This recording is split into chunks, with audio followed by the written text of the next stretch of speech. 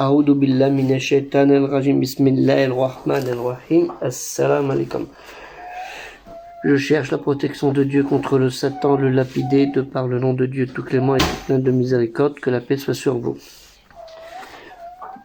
Durant ce mois béni de Ramadan, où une grande partie de la communauté musulmane va jeûner, ceux qui sont en état de jeûner bien sûr, ceux qui ne sont pas, ils ne jeûnent pas. Hein, Dieu l'a bien expliqué, Allah Ta'ala, le très haut. Donc je ne reviendrai pas dessus. Je vous invite, pour certains, afin de mieux comprendre parfois le sens des mots de la dernière révélation adressée au dernier des prophètes, en l'occurrence Muhammad, sur lui le salut et la paix, sallallahu alayhi wa sallam, d'écrire le Coran à la main. Donc ça je l'avais fait, et je ne me rappelle plus il y a quelle année, pendant un mois de Ramadan, et j'avais fait à la main. Donc vous voyez là, j'enlève tout, ça c'est le Fatiha, l'ouverture, le prologue, et ainsi de suite. Hein. Alors je vais le faire comme ça.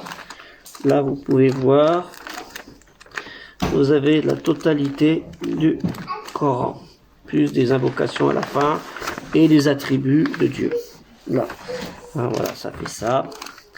Donc vous en écrivez un petit peu à chaque fois, hein, de ce sourate, et vous l'écrivez à la main. Ça vous avait permis d'écrire le Coran comme le faisaient certains, hein, dans les écoles qu'on appelle les écoles coraniques. Hein. Et pour vous aider à comprendre des fois le sens des mots, je vous invite à lire ce livre qui s'appelle de Maurice Gloton, Maurice Abdallah Gloton, qui est décédé, une approche du Coran, hein, par la grammaire et le lexique. Hein, je vous invite à le lire. Donc moi après j'ai rajouté quelques annotations, pas des correctifs, hein, des annotations en plus que j'ai trouvé utiles à mettre.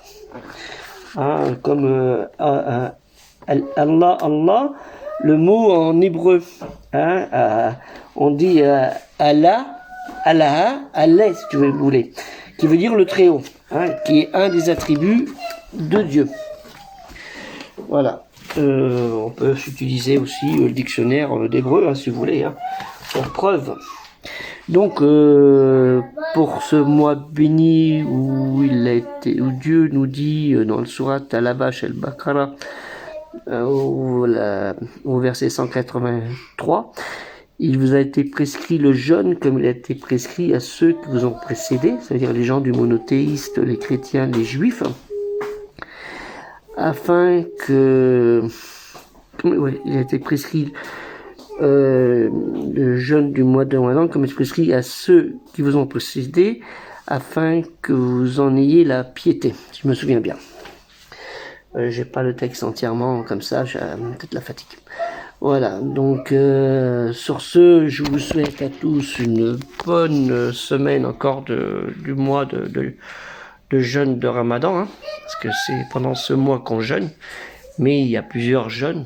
Donc j'essaierai de faire une vidéo là-dessus sur le jeûne, enfin 2 vidéos plus précisément, mais une en fait qui expliquera la Pâque juive, la Pâque chrétienne qu'on appelle le carême, hein, il y a Pacha et le carême, et ce que les gens ont tendance à dire Ramadan, en fait c'est le jeûne de Ramadan, un Saoum Siam.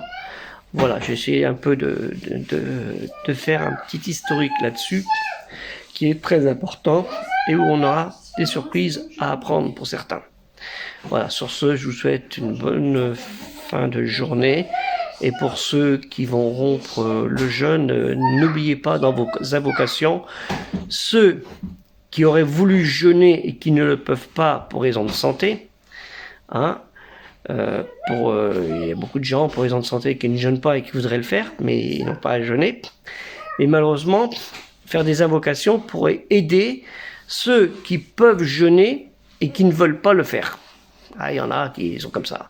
Ils vont dire, oh non, ici, n'importe comment, c'est pas chez moi, je ferai ça quand je serai vieux, quand je serai chez moi. Enfin, il repartira peut-être les pieds devant chez lui, s'il veut, et peut-être plus jamais. Enfin bref, c'est dans la tête des gens, hein, après. Donc, il faut faire des invocations pour les deux. Hein, c'est ce qui est important aussi. Hein, Dieu a dit, invoquez-moi, mais invoquez-moi pas que pour vous-même, mais invoquez-moi pour les autres aussi.